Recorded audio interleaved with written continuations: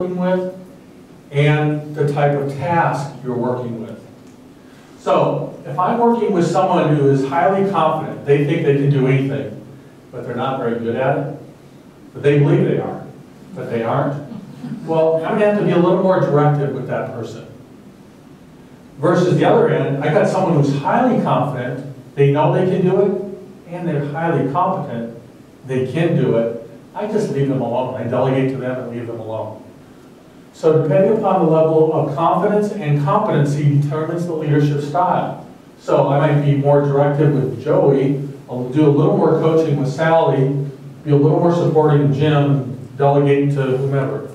So we adjust our leadership, and that's called situational leadership, and we adjust. Now if you're in a work environment and you go, this might explain why your superior might treat other people differently. Might be one explanation. Oh, they show partiality. Well, it might just be because they've demonstrated they're highly confident and highly competent, and they're spending more time with those who are not highly competent or highly confident, depending. That might be one explanation. But the good news about this model is we recognize that leadership is situational. I'm going to show you one more slide on situational leadership, and it's a little confusing, so I'm going to just point it out. Some people have even analyzed situational leadership, and they said, okay, if you have a good task structure, good member relations, if you have high trust, if it's good or bad, if the task structure is high or low, if the position of power is strong or weak, and we're talking about power, and then whether you prefer to be task-driven or people-driven. So the context even determines even more what type of leader he has to be. It's pretty prescriptive and it's pretty confusing because who's going to take time to analyze, gosh, do I have good member relationships, what's the task structure? But it does again illustrate that leadership is contextual. It's very situational. So what's the lesson from the situational leadership? So we had trait theory. Now we have situational leadership. So the lesson is judiciously attend to both task and people. Can no longer afford to be one at the expense of the other. And it's judicious. When do we delegate? When do we coach? When do we support? And then be flexible. We heard that someone volunteered that, their flexibility. It is required a degree of flexibility. Okay, so those are the two stages of leadership. Trait theory, 1948, we have a milestone. Then in 1978, something happens. An individual by the name of Burns writes a very powerful book called Leadership. And he studied biographies of great leaders, and he said, you know what? Whether it's trait-driven or situational, what he discovered is there are certain type of leaders that get people to do more and above and beyond what they normally would do. I don't know if you've ever worked with someone, but they're just so inspiring, so powerful that they do things that get the group to do more than they normally would do. They're the type of leaders that people say, oh, I love showing up for work. They feel empowered. They feel liberated. There's just a sense that they, again, get you to do more than you normally would do. And that was, he called that transformational leadership. There's something called transformational leadership. People who transform the work environment. In contrast to transactional leadership and laissez-faire. So again, anyone ever worked with leaders that just got you to do more than you normally would do, got the group to outperform, and then you just enjoyed them? One back there, a couple, wonderful. They're out there, and the beautiful thing about the research on transformational leadership, they said, it generalizes to all contexts. You're not isolated to certain domains. It's not just found in the military. It's not just found in politics. It works everywhere. So it's a powerful model. So what they said, okay, transactional leaders are those who, you do your job, I'll give you a paycheck. You do your job, I'll reward you. If you don't do your job, I'll give you consequences. So it's just at the transactional level.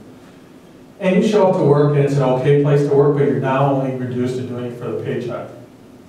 Transformational leaders are those that says, we're making a contribution to the big thing. Now the neat thing about transformational leadership is it can be learned and developed. What they discovered is there's 4 I's.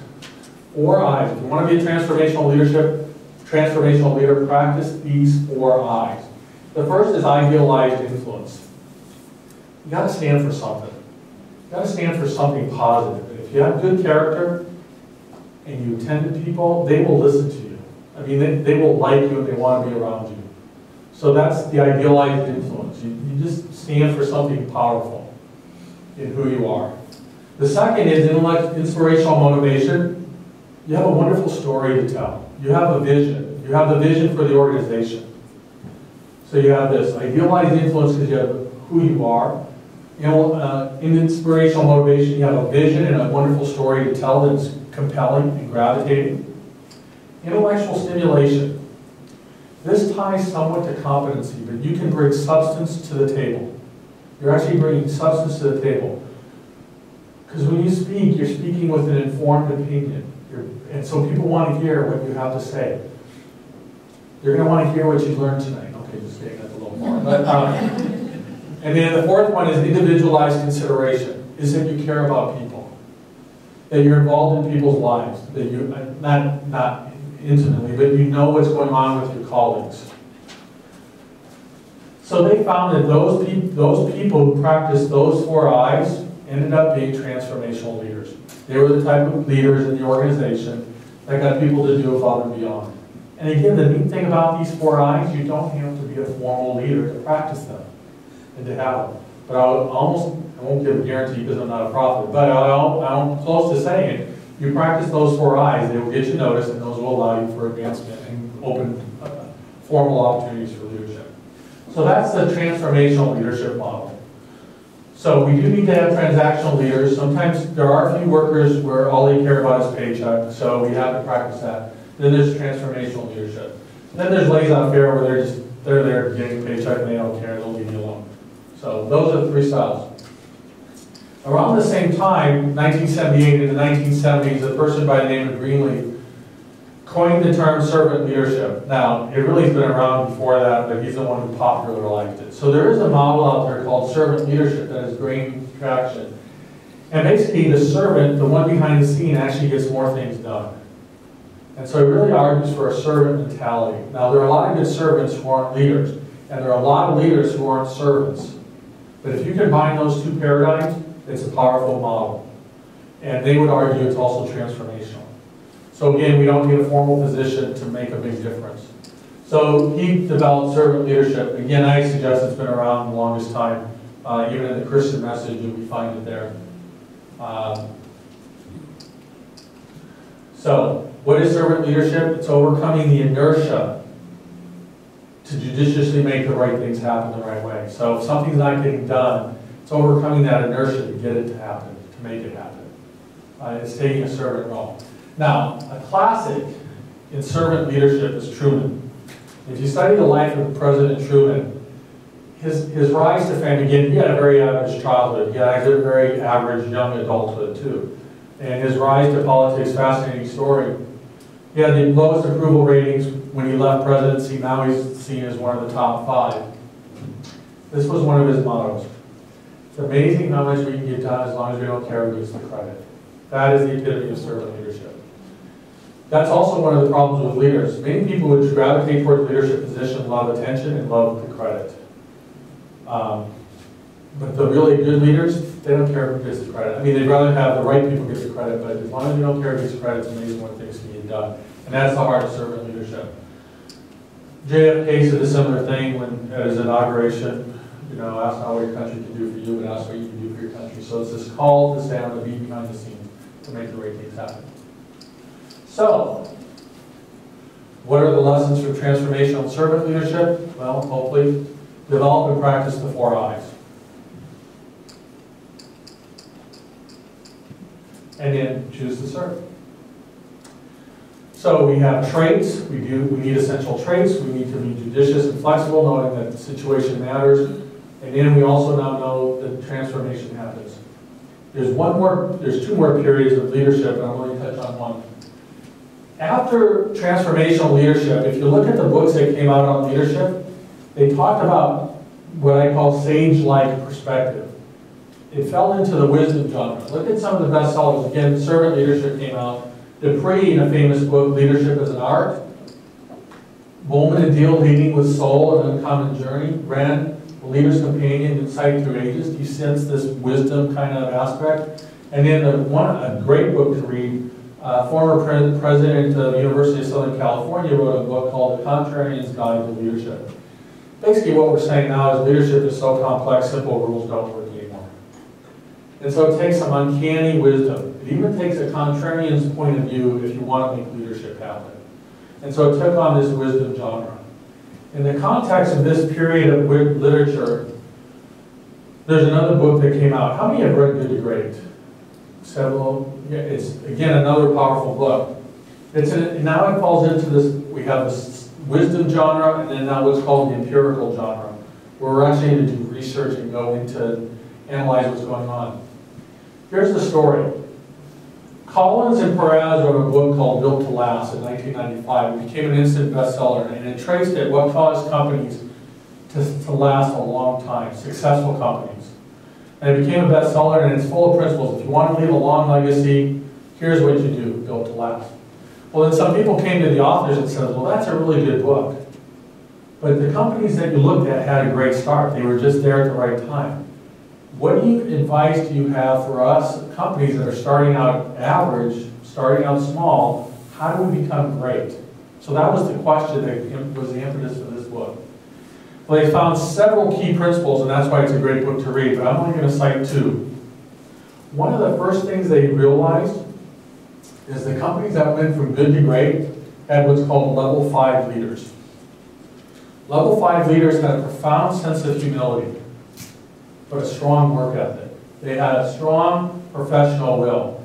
So they were head of the company, and they said, it's not about me, it's about the company, and they worked hard, but they had profound professional humility. Again, that goes back to servant leadership in what we talk about.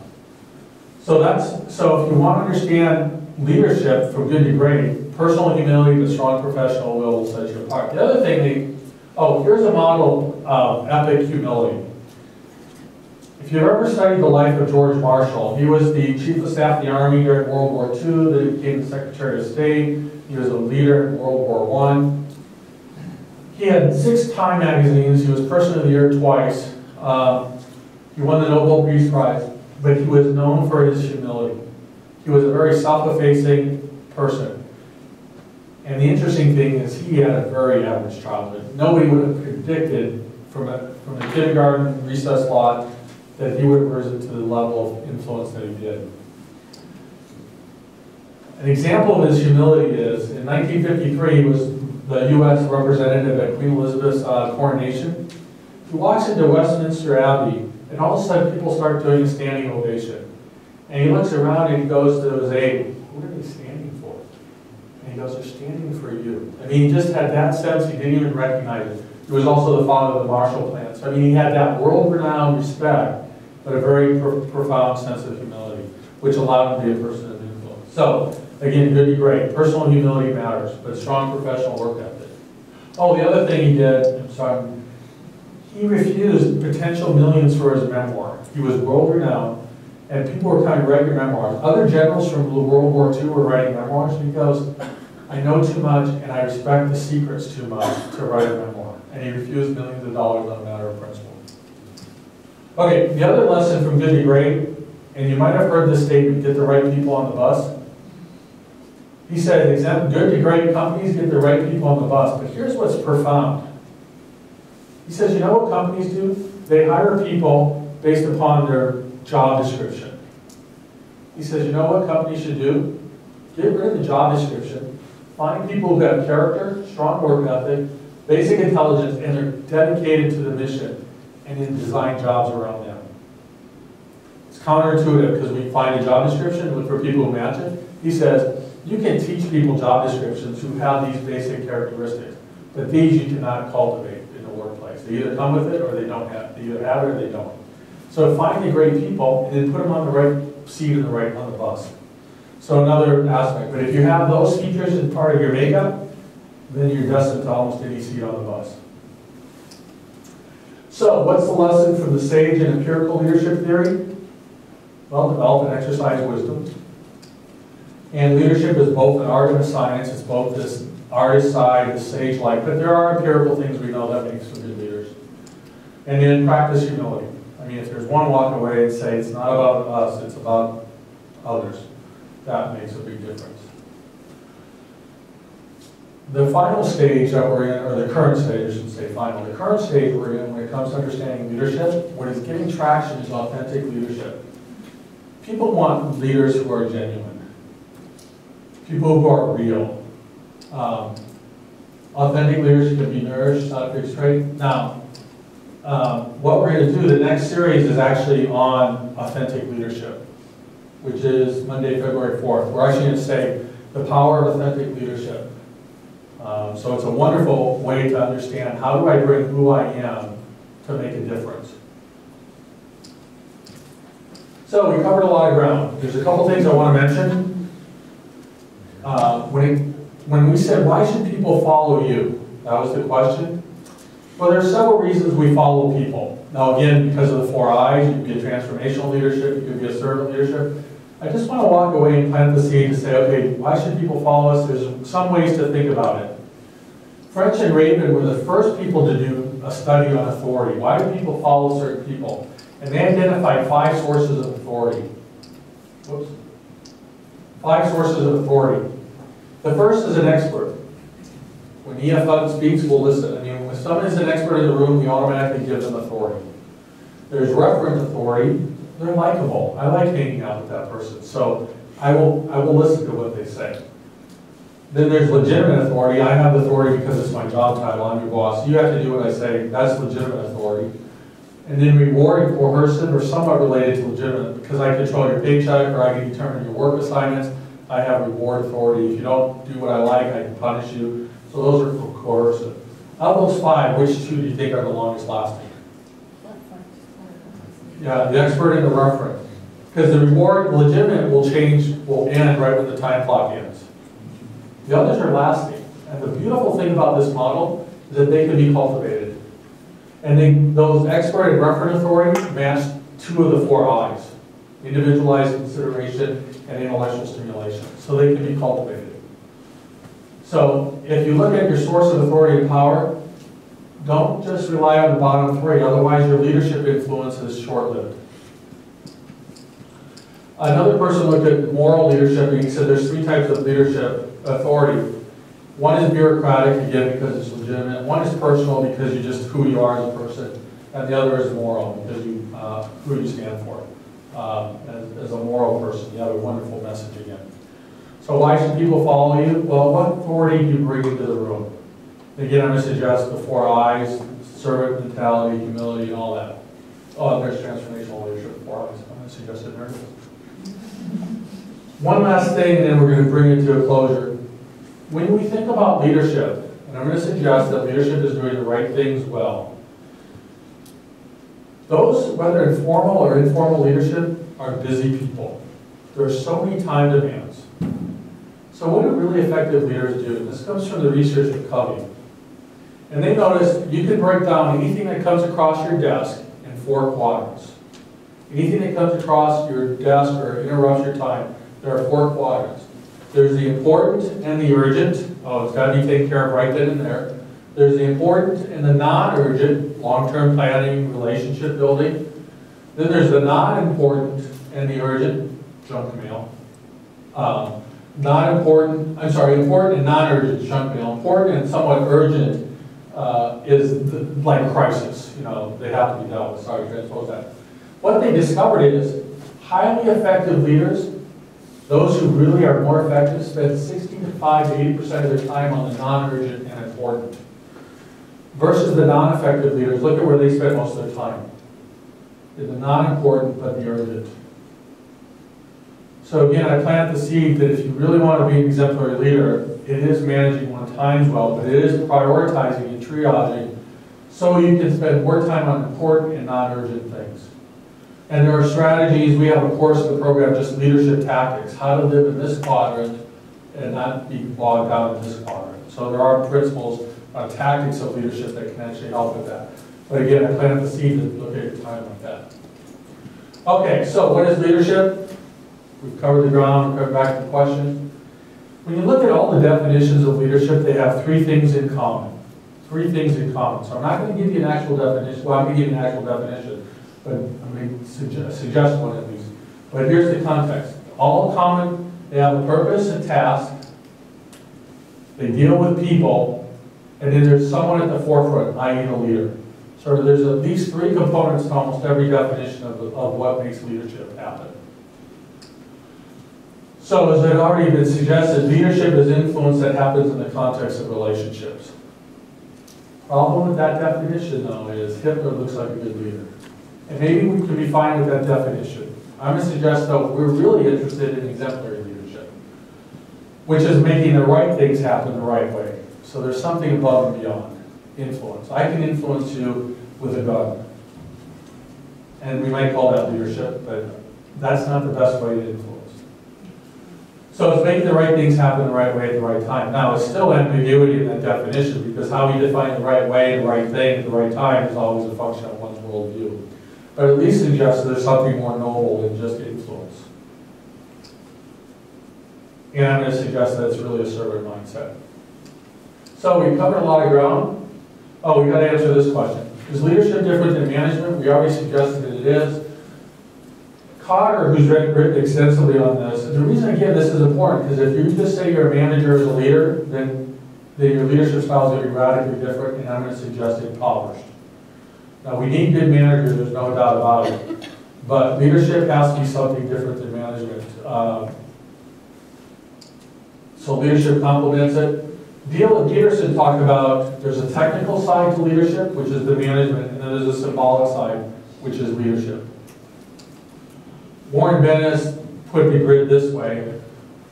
Managers focus on policy, and they administer policy. Can you imagine if you had an organization, no one followed policy?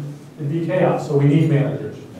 They maintain the status quo, and they do things right, follow policy. Now the problem with his life is complex. The policy is not always innovative, doesn't fit standing time. So the leader is innovative, focused on innovation, growth, exceptions, and it says, are we doing the right things? Once we decide what the right things are, granted, we've got to do them rightly. But that's the difference.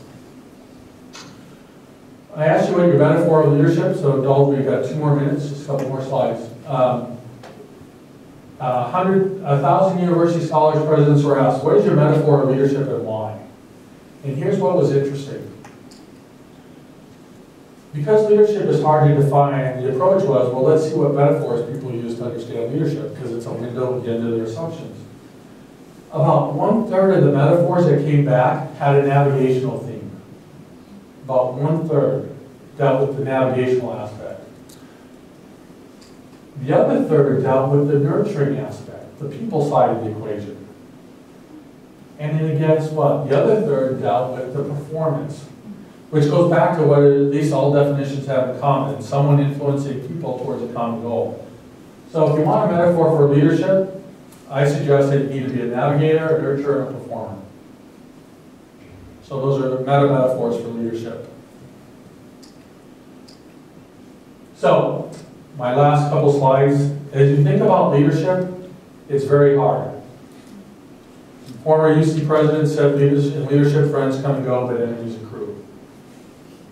Every time a leader makes a decision, there's a good chance that he or she will alienate 10% of his or her constituents. So guess what probably happens over 10 decisions? So friends come and go. I want to end with a quote from Theodore Roosevelt. He gave a speech in 1910 in April after his presidency. It's called In the Arena. Have anyone seen or heard this speech, In the Arena? Powerful speech. It's not the critic who counts, not the man who points out how the strong man stumbles, or where the doer of deeds could have done better. The credit belongs to the man who is actually in the arena, whose face is marred by dust and sweat and blood, who strives valiantly, who errs, who comes up short again and again, because there is no effort without error and shortcoming. So regardless of the critics, it's the person in the arena who's actually trying. And guess what?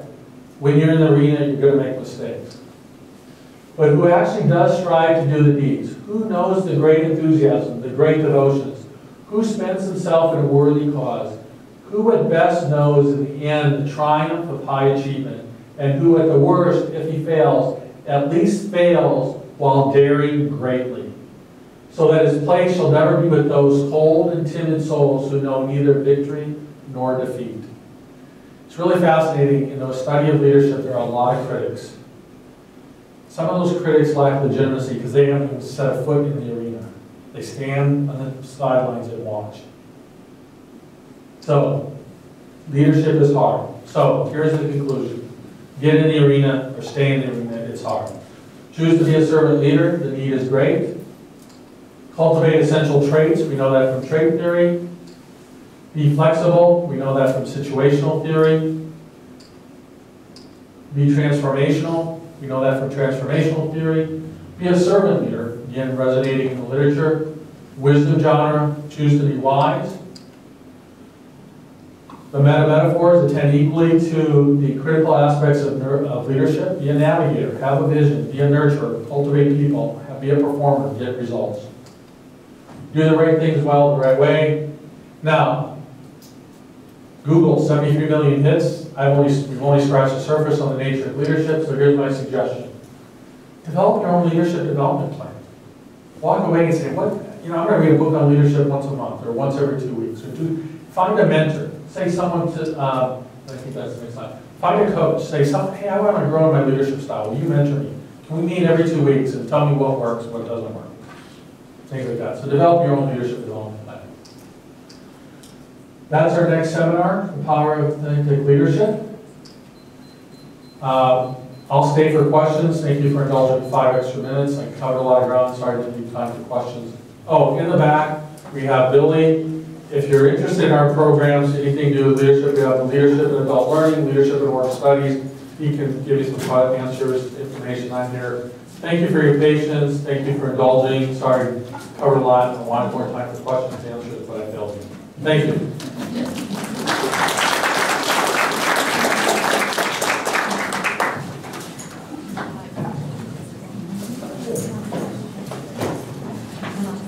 Program. Oh, yeah.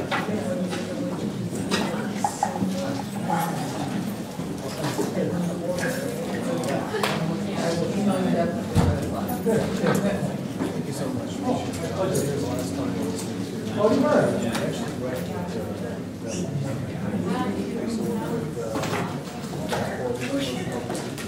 Oh, okay.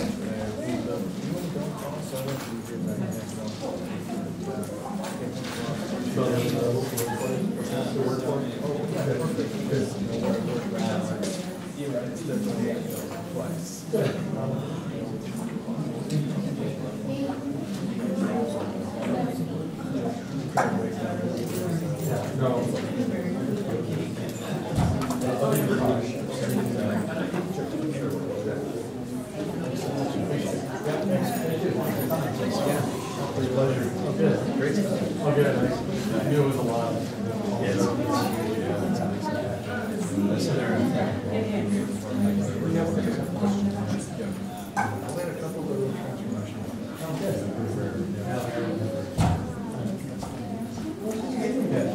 I'll see you in February. Okay. I'm going to shoot you an email. Please do. Yeah. Thanks,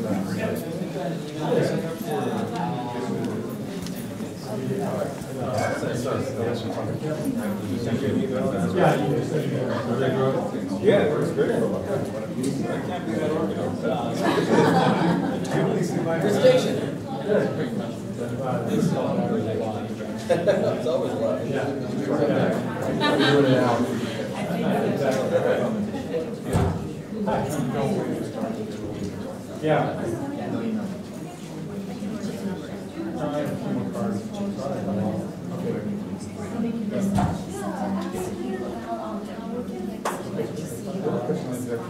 Well, I can put it on here too.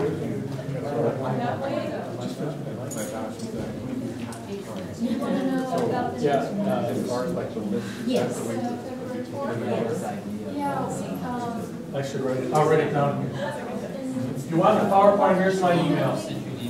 We have a marketing department that sends out those emails. Right, that's how I originally got the one. I missed the last one, but I was able to find it. So glad.